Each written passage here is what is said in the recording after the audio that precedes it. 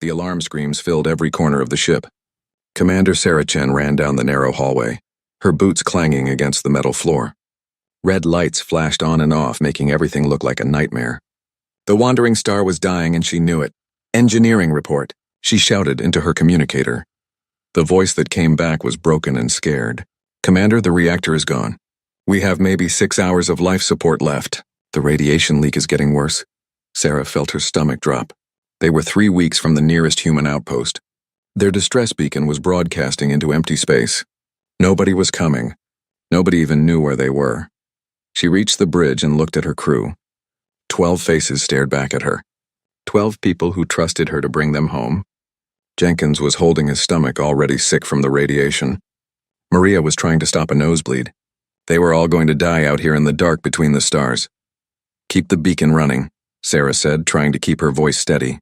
Someone might hear us, but she didn't believe it. This region of space was empty.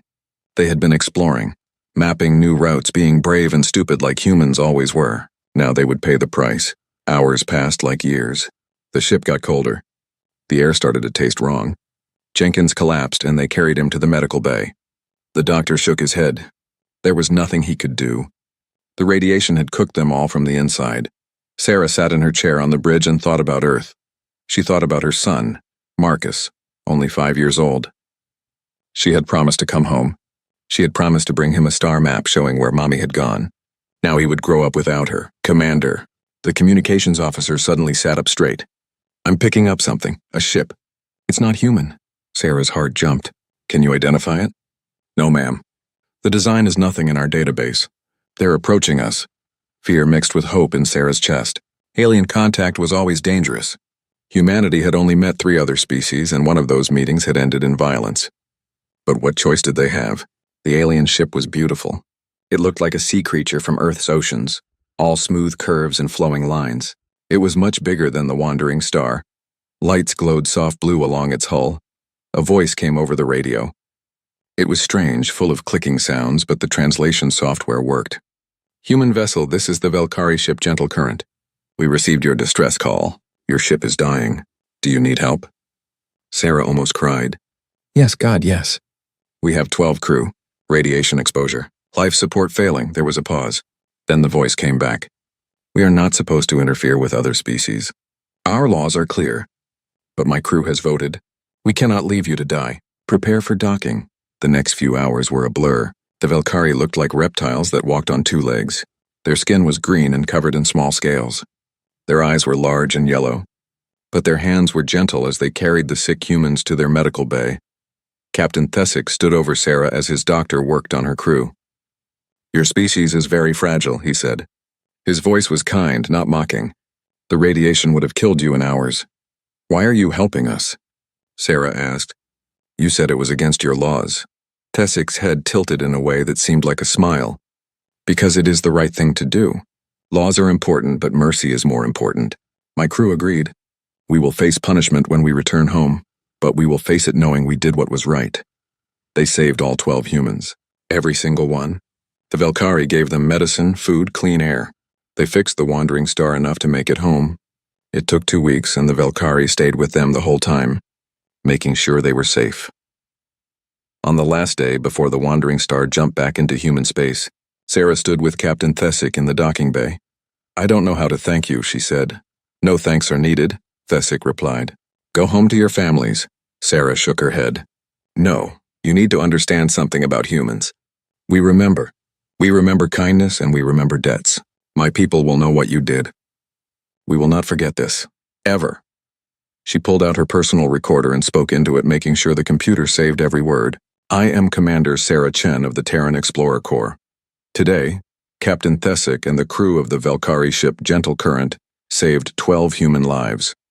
They risked their careers and their freedom to help strangers. Humanity remembers its friends. We will not forget." She gave a copy of the recording to Thesick. "Keep this.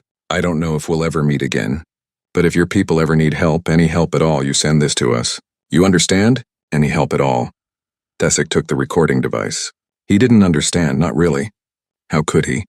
The Valkyrie didn't think the way humans did. They didn't carry debts across years and decades. They didn't build their entire culture on loyalty and remembering. But he would learn. The whole galaxy would learn. Sarah Chen went home. She held her son Marcus and told him about the kind aliens who saved Mommy. She filed her report, and it went into the Terran historical database, marked important, marked permanent. Captain Thesic was demoted when he got home, just as he expected, but he kept the recording device. Sometimes, late at night, he would play it and listen to the human woman's promise. Neither of them knew that 40 years later, that promise would shake the stars. The sky above Valkyrie Prime burned red with fire. Captain Sela Thesic watched from the bridge of her small patrol ship as another orbital station exploded. The Kreth had been attacking for 3 weeks and her people were losing badly. "Captain, we're receiving evacuation orders," her communications officer said. His scales were pale with fear. "All military vessels are to escort the colony ships away from the home system." Sela felt her chest tighten. Evacuation. That meant they had lost. The Valkyrie were leaving their home forever. The Kreth Dominion had come without warning. Their massive warships had dropped out of hyperspace and immediately began attacking. They gave no reason. They demanded no surrender. They just killed. The Valkyrie were not warriors. They had a small defense force, mostly for rescue operations and dealing with space debris. They had no battleships, no weapons that could match the Kreth. They had tried to negotiate, tried to talk, tried everything except fight back effectively. Nothing worked. Now thousands of Valkyrie were dead. Whole colonies were silent. Refugee ships crowded the space lanes, desperate to escape before the Kreth caught them. Sela guided her ship toward the refugee fleet. She could see hundreds of vessels, most of them civilian transports never meant for long journeys. Families were packed inside, carrying whatever they could grab. They were leaving behind homes, possessions, history, everything. "How many got out?" Sela asked quietly. "Maybe half the population," her officer replied. "Maybe less. The outer colonies had no warning. They're gone." Sela closed her eyes. Gone. Millions of people just gone. That night, after her ship docked with the main refugee fleet, Sela visited her grandfather in the medical ship. Elder Thesic was 90 years old, ancient for a Valkyrie. He lay on his bed, his scales dull with age, but his eyes were still sharp. "Grandfather," Sela said, sitting beside him, "we're abandoning the homeworld tomorrow. The Kreth are too strong." Thesic made a sound that was almost a laugh. "We were always too peaceful, too kind. The galaxy mistakes kindness for weakness. The Council sent requests for help to every species we know," Sela said. "Everyone refused. They don't want to anger the Kreth." Thesic was quiet for a long moment. Then he said, "Did they contact the humans?" Sela blinked. "The humans? Grandfather, that was 40 years ago. They probably don't even remember us. I have something to show you." Thesic reached under his pillow with a shaking hand. He pulled out an old recording device. "The human commander gave me this. She made me a promise." He played the recording. Sela heard the voice, strange and alien, speaking through the translator. "Humanity remembers its friends. We will not forget." "That was a lifetime ago," Sela said gently. "She might not even be alive anymore." "Humans live shorter lives than us," Thesic agreed, "but they also remember longer. It is strange, but I learned this about them. They carry debts across generations. They teach their children to honor the promises their parents made." Sela looked at the old recording device. It was foolish. The humans were far away. They had their own problems. Why would they care about the Valkyrie? But what other choice was there?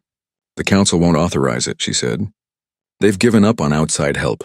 Thesic smiled, showing his old teeth. "Then don't ask the Council. You're a ship captain. You have access to long-range communications. Send the message yourself." "I could be arrested for that." "I was demoted for saving humans," Thesic said. "I never regretted it, not once. Sometimes doing the right thing means breaking the rules." Sela sat with that for a while. Then she stood up and kissed her grandfather's forehead. "I'll do it." That night, alone in her ship's communication room, Sela composed a message. She attached the old recording from Sarah Chen. She added the star charts from that rescue 40 years ago. She included footage of the Kreth attacks, the burning colonies, the refugee ships, and she wrote simply, "We once helped you. We remember our friends, do you?" She aimed the transmission toward human space and sent it at maximum power. Then she erased the logs so nobody could prove what she had done. She didn't expect an answer. The humans were weeks away, and the message might not even reach them. Even if it did, why would they care? 12 humans saved 40 years ago. Why would an entire species risk war with the Kreth for that? Sela returned to her duties. She escorted refugee ships. She watched her homeworld grow smaller in the distance. She attended briefings where the council discussed finding a new home, somewhere far from the Kreth. A week passed. Then another. The Kreth pressed their attack. More Velkari died. On the 14th day after she sent the message, Sela was on the bridge when alarm started screaming. "Captain, massive hyperspace signatures," her sensor officer shouted. "Multiple contacts. Dozens of them." "No, hundreds." Sela's blood went cold. The Kreth had found the refugee fleet. This was the end. "Identify those ships," she ordered, her voice shaking. The sensor officer worked frantically. Then he looked up, his face confused. "Captain, those aren't Kreth signatures. The energy pattern is different." "I'm checking the database." "I'm checking." "Captain, those are human ships." Sela stood up slowly. "How many?" "Still counting." "Over 300 vessels. Military ships, cargo haulers, private vessels, everything. They're all broadcasting the same message." "What message?" The officer's voice was full of wonder. "They're saying we remember. The Velkari are under our protection." Sela ran to the observation window. She could see them now, dropping out of hyperspace in perfect formation. Ship after ship after ship, all bearing the markings of Earth. They came. After 40 years, across all that distance, they came. Sela felt tears running down her face. She grabbed her communicator. "Get me Elder Thesic." "He needs to know." They remembered, grandfather. The humans remembered. In his medical bed, Thesic heard the news and smiled. He had been right about them. Humans were strange, violent, dangerous creatures. But they were also something else. They were loyal, and the Kreth were about to learn what that meant. Admiral Marcus Chen was drinking coffee in his office when the priority alert came through. He set down his cup and opened the file. What he saw made his blood freeze. The message was in Velkari. The translation appeared beneath it. Attached were star charts, old ones from 40 years ago, and there was a voice recording. His mother's voice. Marcus played it 3 times. Each time he heard his mother promise that humanity would remember, that they would not forget their friends. He pulled up the historical files. The Wandering Star incident, 12 crew saved by a Velkari vessel. Captain Thesic had risked everything to save humans he didn't know. The new message was clear. The Velkari were dying. An enemy called the Kreth was wiping them out. They needed help and they had nowhere else to turn. Marcus stood up and walked to his window. Below him, Earth turned slowly, blue and green and beautiful. His mother had died 10 years ago. She had lived long enough to see him make admiral. Her last words to him were about duty, about honor, about keeping promises. He pressed his communicator. "Get me the Joint Chiefs. Emergency meeting now." 20 minutes later, Marcus stood in a room full of the most powerful people in the Terran military. He showed them the message. He played his mother's recording. "The Velkari are not our allies," General Thompson said carefully. "We have no treaty with them. No obligation." "They saved 12 of our people," Marcus replied. 40 years ago, Thompson said. "Most of those people are dead now. The universe has moved on." Marcus felt anger rising in his chest. "My mother is dead. But her promise isn't. She spoke for humanity. She said we would remember. One woman's promise doesn't commit our entire fleet," another admiral said. "We need to think strategically. The Kreth are powerful. This could start a war." Marcus looked around the room. He saw calculation in their eyes, politics, strategy.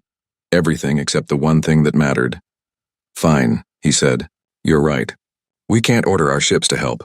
That would be wrong." The generals relaxed slightly. "But we can ask them," Marcus continued. He pulled out his personal command tablet and accessed Protocol Nightingale. It was an old system built decades ago for emergencies. It created a direct communication line to every Terran ship captain, military or civilian. It bypassed all the normal chains of command. "Admiral, what are you doing?" Thompson demanded. Marcus started typing.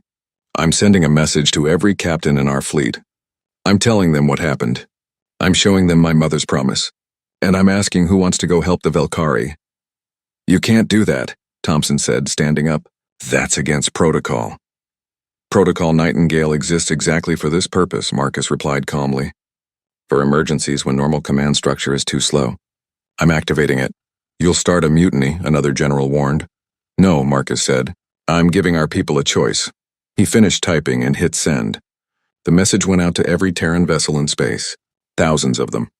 Military battleships, cargo haulers, explorer vessels, mining ships, passenger transports, everything. The message was simple. The Velkari once saved 12 humans when they had nothing to gain. Now they're dying. "Here are the coordinates." "Who's coming?" For a moment, nothing happened. The room was silent except for breathing. Then Marcus's tablet started beeping. One response, then another, then 10, then 100. The responses flooded in so fast the system started lagging. Every captain seemed to be answering at once. Captain Martinez of the cargo hauler Big Bertha. I'm changing course. See you there. This is Commander Jackson on the destroyer Vengeance. My crew voted. We're going. Captain Liu of the mining ship Fortune's Favor. We're not military, but we've got some weapons. Count us in. Captain Williams on the passenger liner Starlight Dreams. I'm dropping off my passengers at the nearest station and heading to Velkari space. My grandparents were on the Wandering Star, I owe them. On and on they came. Military ships breaking formation. Cargo haulers dumping their loads at the nearest station. Private vessels changing course mid-journey. Even a prison transport ship sent a message. This is Warden Peters on the lockdown. My prisoners voted too. They want to help. We're coming. General Thompson stared at the screen in shock. This is insane. They're abandoning their posts. Ignoring orders. I didn't give them orders, Marcus said quietly. I asked them a question. They're giving their answer. Within 2 hours, over 300 ships had committed to going to Velkari space. The number kept growing. Ship captains were coordinating on their own, forming strike groups, sharing intelligence, planning attack runs. The Terran military hadn't ordered any of this. They were just watching it happen. Sir, Marcus's aide said, pulling up a tactical display. They're organizing themselves. Captain Rodriguez on the Beijing is acting as fleet coordinator. They've established supply lines. Medical ships are grouping in the center. Combat vessels on the outside. It's actually a pretty good formation. Marcus felt pride swell in his chest. This was humanity at its best. Not waiting for orders, not asking permission, just doing what was right. General Thompson sat down heavily.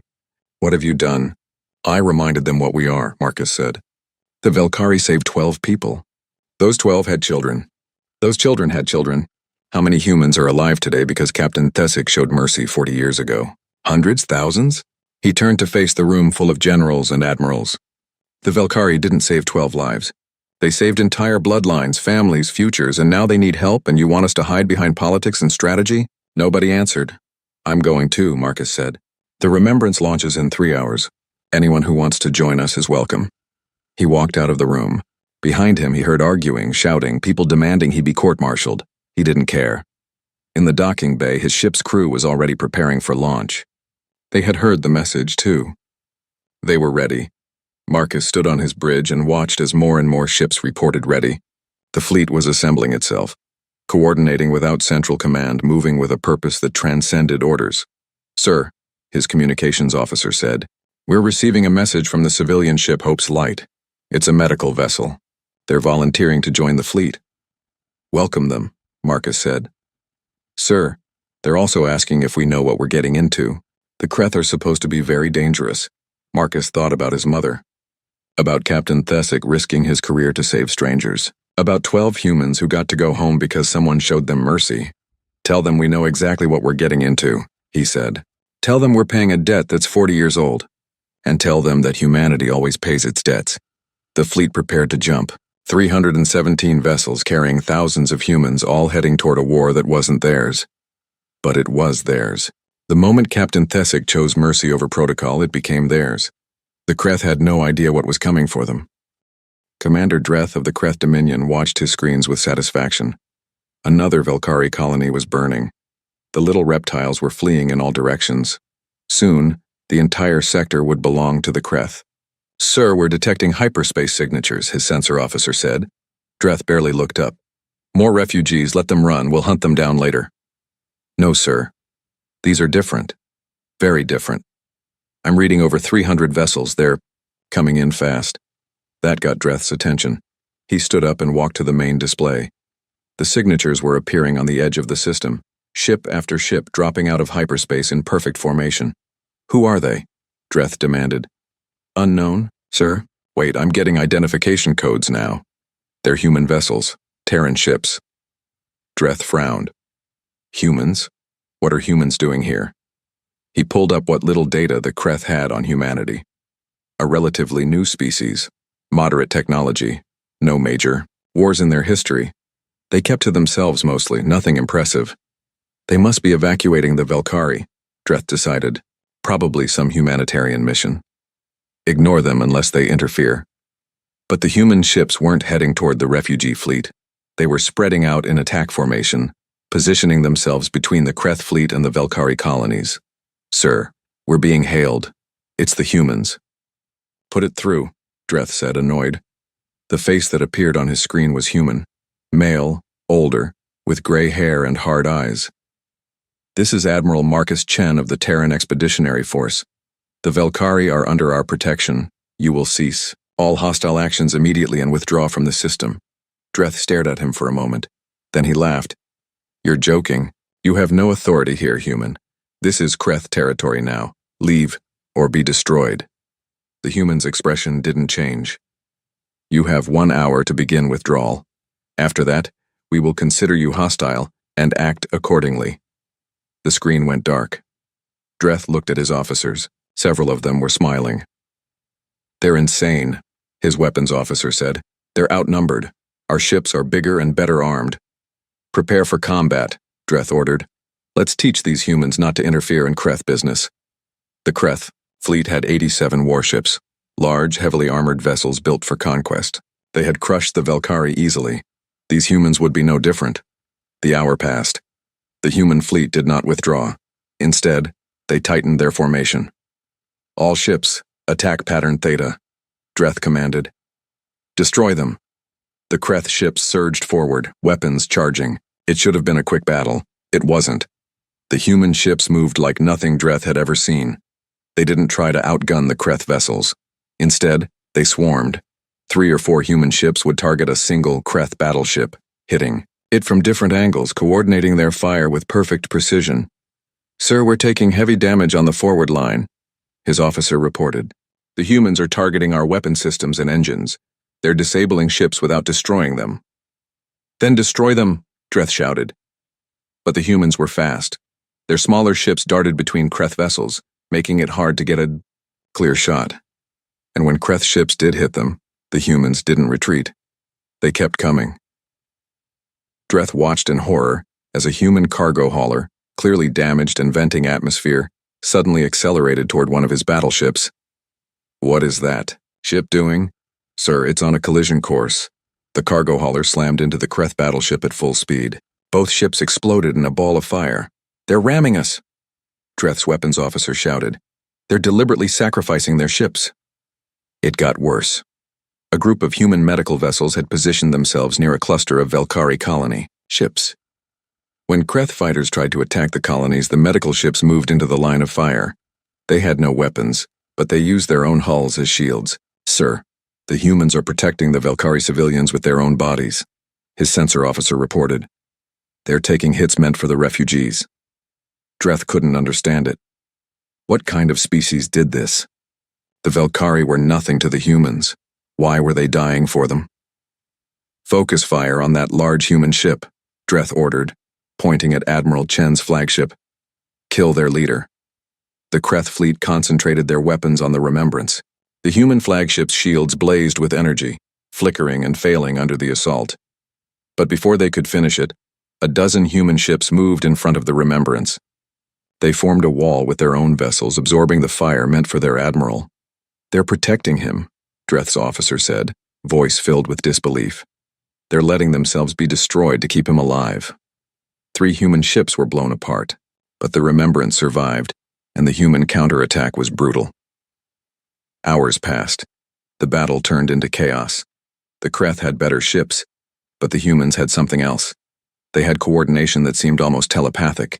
They had a willingness to sacrifice themselves that Dreth found terrifying, and they had a fury that drove them forward no matter the cost. Sir, we've lost 32 ships, his officer reported. Our casualties are severe. The humans are not stopping. Dreth looked at his screens. Human ships were everywhere, pressing the attack with relentless efficiency. Even the civilian vessels were fighting, using whatever weapons they had improvised. Mining ship had attached its industrial laser to a targeting system and was cutting through Kreth armor. A passenger liner was using its mass as a battering ram. Even the prison transport was firing crude missiles made from its cargo containers. Every human ship seemed to know what every other human ship was doing. They moved like a single organism, with 300 bodies.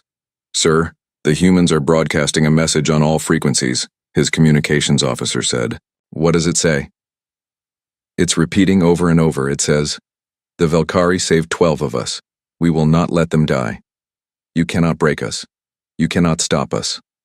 Leave now or be destroyed." Dreth felt something he hadn't felt in a long time. Fear. The Kreth were warriors. They had conquered dozens of species. But they had never fought anyone like this. The humans weren't fighting for territory or resources. They were fighting for loyalty, for honor, for a debt that was 40 years old. "Sir, Admiral Chen is hailing us again." Dreth accepted the call. The human admiral's face filled his screen. There was blood on his forehead and smoke behind him, but his eyes were steady. "Commander Dreth," Chen said quietly, "I'm going to say this once more. Withdraw from Velkari space. Right now, or my fleet will destroy every single one of your ships. We will not stop. We will not surrender. We will die before we let you harm our friends." Dreth looked at his tactical display. He was losing. Against an enemy that should have been easy to defeat. He was losing.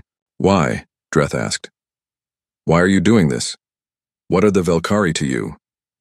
Chen smiled, and it was a terrible smile. 40 years ago, they saved 12 humans. Those 12 people mattered to us. Every single life matters to us. And we remember. We always remember. Dreth made his decision. "All ships, withdraw, full retreat, get us out of this system." The Kreth fleet turned and fled. Behind them, the human fleet held position, making sure the retreat was real. On the Remembrance, Admiral Chen slumped in his chair. They had won, but the cost had been high. 43 human ships destroyed, thousands of casualties, but the Velkari were safe, the refugees were safe, the debt was paid. "Sir, we're receiving a transmission from Captain Thesic," his communications officer said. Chen smiled. "Put her through." The Velkari woman's face appeared on his screen. She was crying. "Admiral Chen, I don't have words. You came. You all came. You saved us." "Your grandfather saved us first," Chen replied. "We're just returning the favor. That's what friends do." 3 weeks had passed since the battle. The Kreth were gone, fled back to their own territory. The Velkari homeworld was safe. The refugees were coming home. Admiral Marcus Chen stood on the surface of Velkari Prime, watching the reconstruction efforts. Human engineers worked side by side with Velkari builders, repairing damaged structures and rebuilding what the Kreth had destroyed. A young human woman, barely 20, was teaching a group of Velkari children how to reinforce a wall. A Velkari elder was showing a human technician their traditional building methods. Everywhere Marcus looked, he saw cooperation and friendship. "Admiral Chen," a voice said behind him. Marcus turned to see Captain Thesic approaching. Beside her, supported by a walking frame, was a very old Velkari. His scales were dull with age, but his eyes were bright. "This is my grandfather," Sela said. "Elder Thesic. He wanted to meet you." Marcus felt his throat tighten. This was the man. The one who had saved his mother and her crew 40 years ago. The one who started everything. Thesic moved forward slowly. He looked up at Marcus with those yellow eyes. "You are Sarah Chen's son. I see her in your face." "She spoke of you often," Marcus said. "She told me and my children about the kind alien captain who saved her when he had nothing to gain." "I gained something," Thesic said softly. "I gained the knowledge that I did the right thing. That was worth any punishment." Marcus reached into his pocket and pulled out a small device. "My mother left this for you. She recorded it before she died. She made me promise to deliver it if we ever found you again." He pressed play. His mother's voice filled the air, older than in the first recording but still strong. "Captain Thesic, if you're hearing this, then my son has found you. I don't know what the circumstances are, but I know this. Humanity keeps its promises. We always have. We always will. Thank you for giving me the chance to watch my son grow up. Thank you for giving him the chance to exist. You saved 12 lives, but you saved thousands more. All the children we had, all the grandchildren. They're all here because of you. We will never forget that. Never. Tessik's eyes filled with tears. Velkari didn't cry the same way humans did, but the emotion was the same. I had no idea, he whispered. I just wanted to help. That's all it takes, Marcus said. One act of kindness. One moment of choosing to do the right thing even when it's hard. You changed everything. Sela spoke up. Admiral, the Velkari Council wants to hold a formal ceremony. They want to thank your people properly, to establish a permanent alliance between our species. Marcus nodded. My people would like that. The ceremony was held in the central plaza of the Velkari capital. Thousands gathered, both Velkari and human. The entire human fleet had come down to the surface. Even the wounded who could walk attended. The Velkari Council leader, an ancient female named Sess, stood at the podium. Today, we honor the humans of Terra. They came across the stars to save us. They asked for nothing in return. They expected no reward. They came because 40 years ago we showed mercy to 12 of their people. They came because they remember their friends. She turned to Marcus. Admiral Chen, your people have shown us something we thought was rare in the galaxy. True loyalty, unshakable honor. You have saved our entire civilization. How can we possibly repay this debt? Marcus stepped forward. The plaza was silent.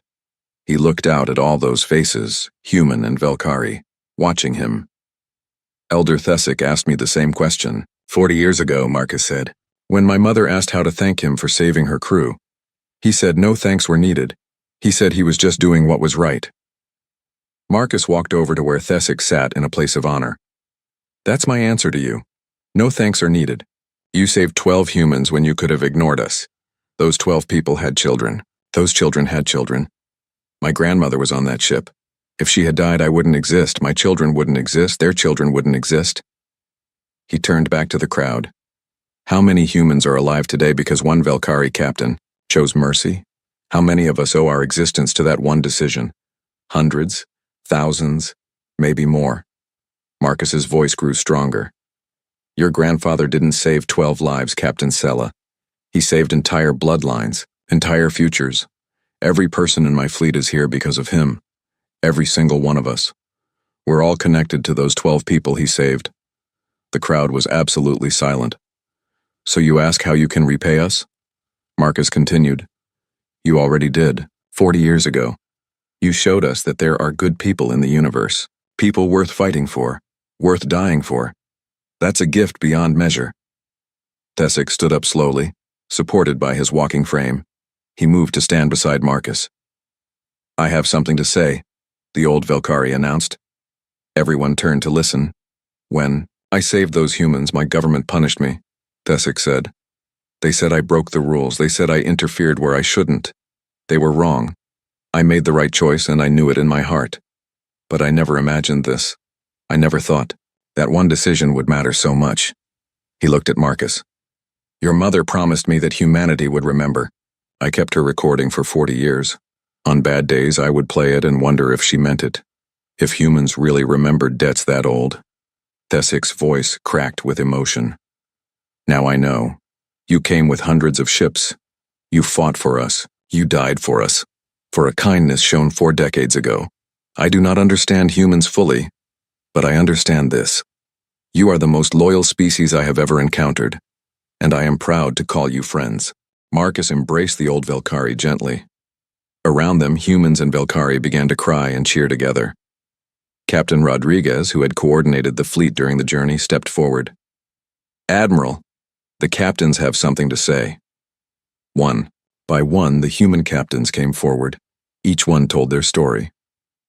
My grandfather was on the Wandering Star, Captain Williams said. He met my grandmother after coming home. I'm here because of you, Elder Thessik. My wife's great-aunt was saved by you, Captain Martinez said. Our children exist because you showed mercy.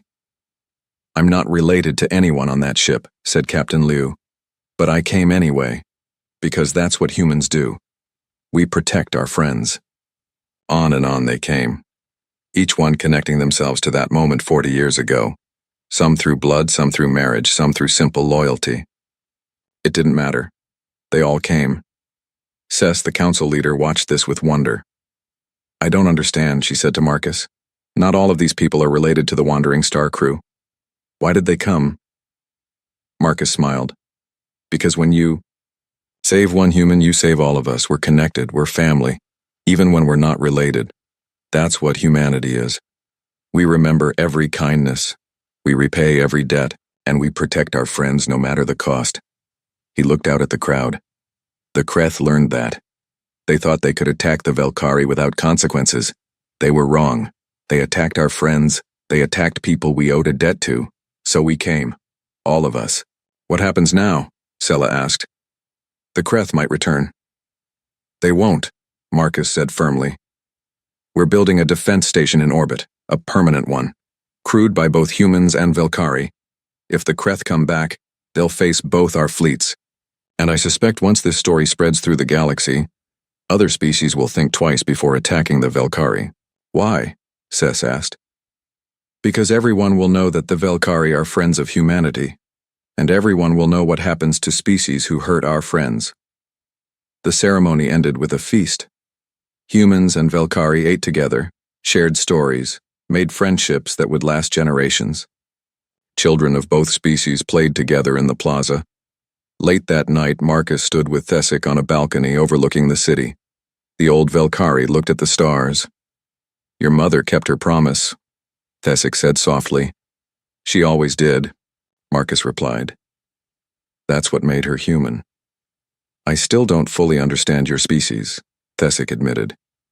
You are violent and dangerous. You brought hundreds of ships to a war that wasn't yours. You lost thousands of your people, all for a debt 40 years old. Marcus nodded. That's what makes us human too. We're dangerous, yes. We're violent, yes. But we're also loyal. We're also honorable. We remember our friends. And we protect what we love. He put his hand on the old Velkari's shoulder. You showed mercy when you didn't have to. You chose kindness when it would have been easier to ignore us. That changed everything. Not just for 12 people, but for our entire species. You taught us that there are people worth saving in this universe. Thesic looked up at him. And now everyone knows, Marcus said. They know that if you help a human, even one human, even 40 years ago, we will cross the galaxy to help you back. They know that we pay our debts. They know that we remember. Far across the galaxy, in a trading post near the frontier, a young alien trader was helping a stranded human crew repair their ship. His partner asked why he would risk it. The trader pointed to a newsfeed playing on a screen. It showed human ships protecting Velkari colonies. It told the story of Captain Thesic and the Wandering Star. It explained how 300 human vessels had come to repay a 40-year-old debt. That's why, the trader said. Because if you help a human, they remember. 40 years later, an armada shows up. I've heard the stories now, everyone has. You help a human and they never forget. His partner looked at the newsfeed nervously. That's terrifying. The trader smiled. That's humanity.